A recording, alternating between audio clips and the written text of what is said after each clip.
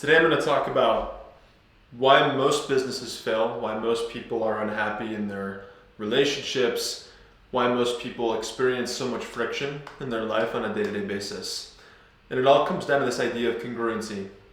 So, as someone who's very involved in my community, in my church, in my social life, in my business, trying to build and construct value in multiple layers and areas of my life, I get the chance to interact with lots and lots of people around me, lots of people on a day-to-day basis, both in my close circle, in my church community, in my regular community, in my business as I'm speaking with prospective clients, people that want to work with me and enlist my services for what they're trying to build in their company. And so I get the experience to talk to people all the time, and I get to notice patterns in behavior and in the stories they're telling me, in the stories about their life, whatever they're working on. For example, in the case of business, I get to get on lots and lots of calls and also review calls for my sales team of business owners that are trying to build a business and they're stuck. Something's keeping them stuck. And just to continue with the example of business on a technical level, there is usually something that's keeping them stuck, whether it's they're not getting enough leads, they're not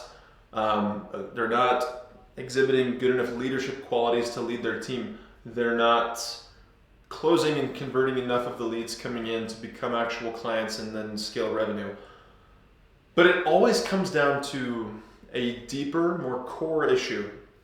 Whenever somebody's stuck, whenever they're not getting the results they need, yes, of course, we need to make tweaks at the surface level. We need to go in and diagnose what's wrong. Maybe you're a therapist, maybe you're working with someone in their life, maybe they feel stuck and they're coming to you for help.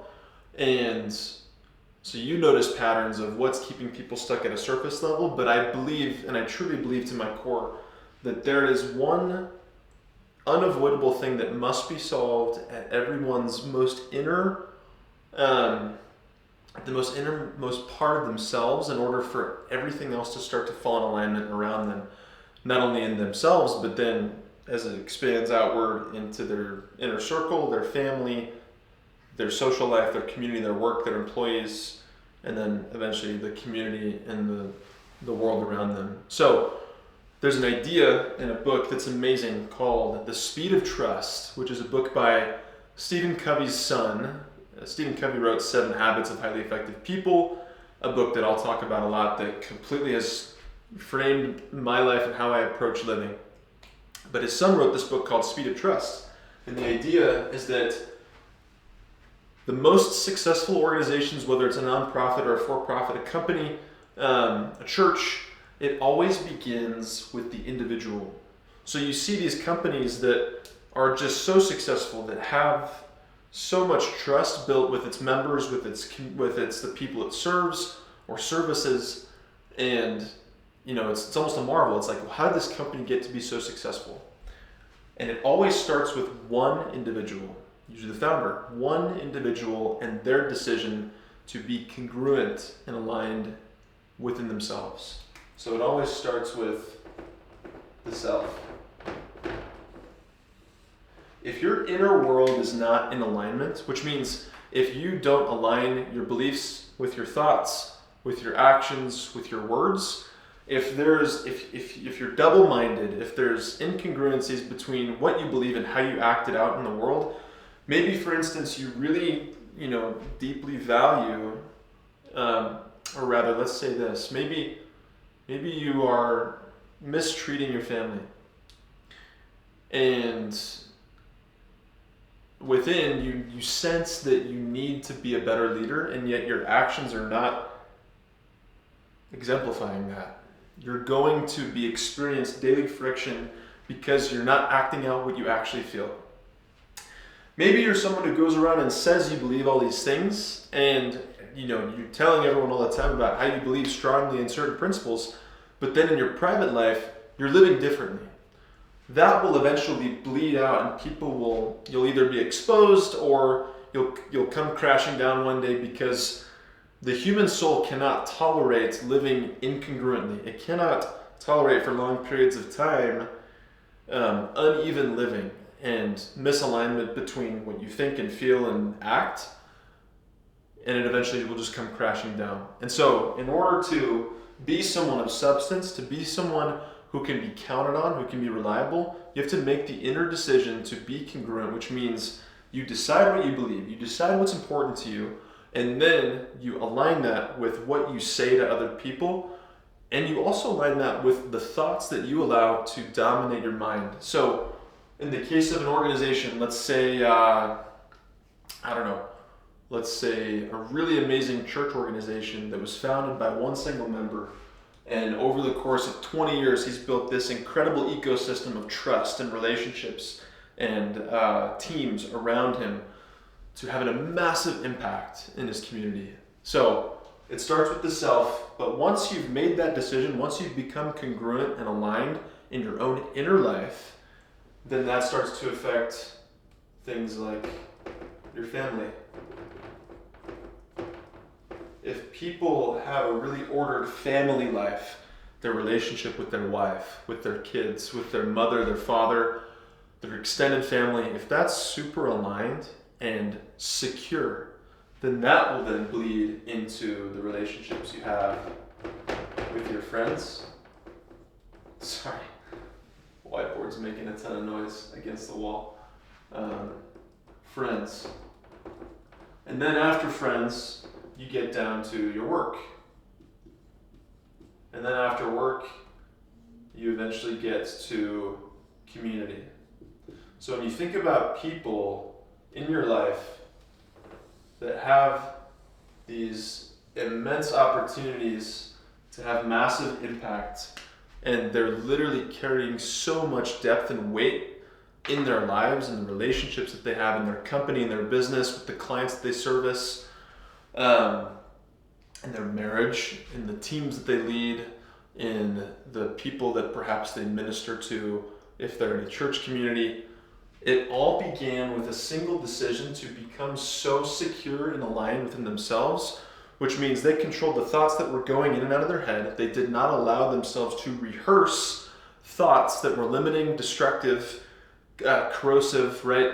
A lot of guys today struggle with pornography. They struggle with lustful thoughts. They choose to let that dominate their minds, and they expect themselves to be able to overcome bad behaviors externally without first bringing their own minds into alignment with true principles.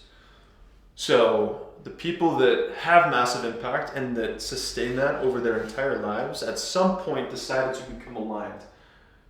And then that extended their family, then their friends, then their teams, the people they work with in their business or in their workspace, and then eventually their community.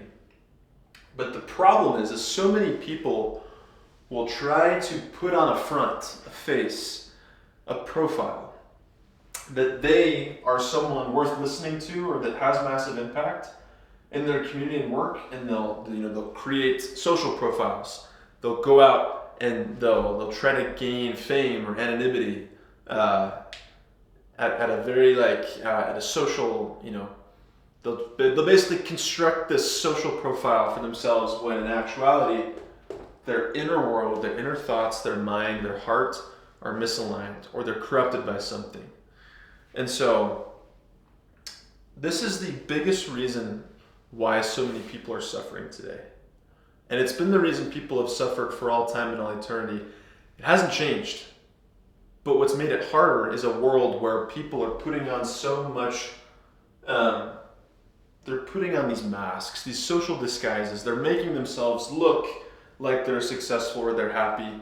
And so everyone's constantly being bombarded by all of these fake realities online that are just not true, that are just constructs. And that makes people feel unhappy, and it makes it harder for them to be aligned because they're being fed lies all the time online. So my charge to anyone, whether you're a business owner, you're a church leader, you're somebody who is unhappy in your own life, really spend time with yourself, become comfortable with your own thoughts, become comfortable with solitude first, and discover what beliefs you have deep down that you're allowing to permeate your mind. And if you're not happy with those and those are causing you pain, you have the power to change them. You have the power to frame the beliefs that guide you on a day-to-day basis. You have the power to choose what you allow to dominate your inner world and your mind. And then once that becomes aligned, start with yourself, then start with your family, and then move on to people in your network, your friends, your coworkers, your employees, and then the community. Don't start out here, because this will come collapsing down when people realize, and when you realize, that you have not first done the inner work necessary to live a fulfilling life full of leadership and impact. The scriptures teach that the inner vessel must be cleansed first, and then the outer vessel. And so many people in a world of trend, in a world of convenience, expediency, they're trying to start with this. Business owners are trying to build a business that come to me for help all the time without first clarifying why they're doing it, what their mission is, what their purpose is. And so the reasons they're getting stuck, while it might be this technical thing at the surface, is sourced from a deeper rooted problem that they have not clarified mission and vision as far as why they're doing it. They're going through motions. And so until you've clarified and cleansed the inner vessel and found alignment and purpose in yourself, anything you do externally, while for a time might seem successful, will eventually come collapsing. So you have to bring your inner world into alignment first, and then proceed with each subsequent layer of your life.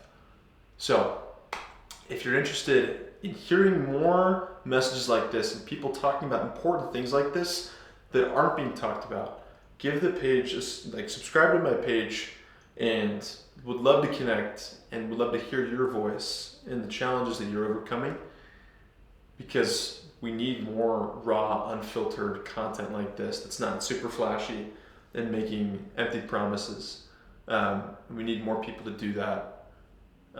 No matter how much of a reach you have now, start putting out content to do this, because it will have an impact in the long term, the more of us that do it. So, cheers.